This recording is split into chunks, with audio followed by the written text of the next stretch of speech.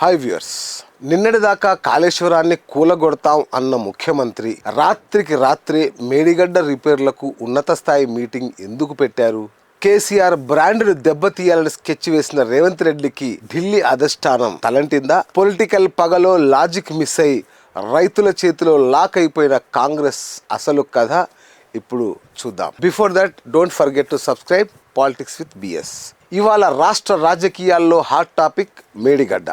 కాళేశ్వరం అంటేనే కుంభకోణం, మేడిగడ్డ అంటేనే ఒక ఫెయిల్యూర్ మోడల్ అని ప్రచారం చేసిన కాంగ్రెస్ ప్రభుత్వం సడన్గా దానికి రిపేర్లు చేస్తామంటూ పరుగులు పెడుతోంది. అసలు తెలంగాణ మీద, కాళేశ్వరం మీద రేవంత్ రెడ్డికి ఓవర్ నైట్ ఎందుకు ప్రేమ పుట్టుకొచ్చింది? దీని వెనుక ఉన్న కోణాలేంటో ఇప్పుడు డీకోడ్ చేద్దాం. మొదటి పాయింట్, రేవంత్ రెడ్డి టార్గెట్ ఒక్కటే, కేసీఆర్ ఇమేజ్, తెలంగాణ బ్రాండ్. ఈ రెండింటిని దెబ్బ కొట్టాలి.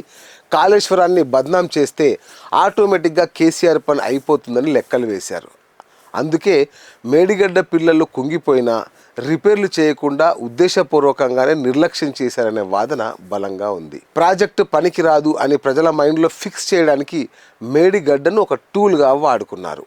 కానీ ఇక్కడే సీన్ రివర్స్ అయ్యింది. కేసీఆర్ మీద కక్ష తీర్చుకోవాలన్న ఆరాటంలో గ్రౌండ్ రియాలిటీని రేవంత్ రెడ్డి మిస్ అయ్యారు. కాళేశ్వరం కింద పారే పొలాలకు నీళ్లు ఆగిపోయాయి, పచ్చని పంటలు ఎండిపోయాయి, కరువు ఛాయలు అలుముకున్నాయి. రైతుల్లో తీవ్రమైన వ్యతిరేకత మొదలైంది. మీరు కొట్టుకుంటుంటే మధ్యలో మా పంటలు ఎండబెడతారా అని జనం తిరగబడే పరిస్థితి వచ్చింది. ఇది కాంగ్రెస్ ప్రభుత్వానికి పెద్ద మైనస్గా మారింది. సరిగ్గా కాంగ్రెస్ అధిష్టానం ఇక్కడే ఎంటర్ అయింది. ఇంటెలిజెన్స్ రిపోర్ట్స్ చూసి ఢిల్లీ పెద్దలు షాక్ అయ్యారు. కేసీఆర్ను కొట్టబోయి మన ఓటు బ్యాంకును మనమే ఎందుకు నాశనం చేసుకుంటున్నామని రేవంత్ రెడ్డికి అధిష్టానం గట్టిగా క్లాస్ తీసుకున్నట్లు సమాచారం. రైతుల ఆగ్రహం కట్టలు తెంచుకోకముందే డ్యామేజ్ కంట్రోల్ చేయాలని హైకమాండ్ ఫైర్ అవ్వడంతో రేవంత్ రెడ్డికి వేరే దారి లేక హుటాహుటిన మేడిగడ్డ రిపేర్లకు ఉన్నత స్థాయి మీటింగ్ ఏర్పాటు చేశారు. పనులు వెంటనే ప్రారంభించాలని అధికారులను పరుగులు పెట్టిస్తున్నారు. చూశారుగా, రాజకీయ చదరంగంలో ఎత్తులు వేయడం కామన్.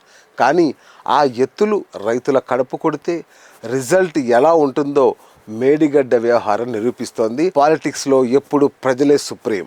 మరి ఈ యూటర్న్తో రేవంత్ రెడ్డి డ్యామేజ్ కంట్రోల్ చేయగలరా? మీ అభిప్రాయాన్ని కామెంట్స్ రూపంలో తెలియజేయండి. మరిన్ని ఎక్స్క్లూజివ్ పొలిటికల్ అనాలిసిస్ కోసం చూస్తూనే ఉండండి పాలిటిక్స్ విత్ బిఎస్.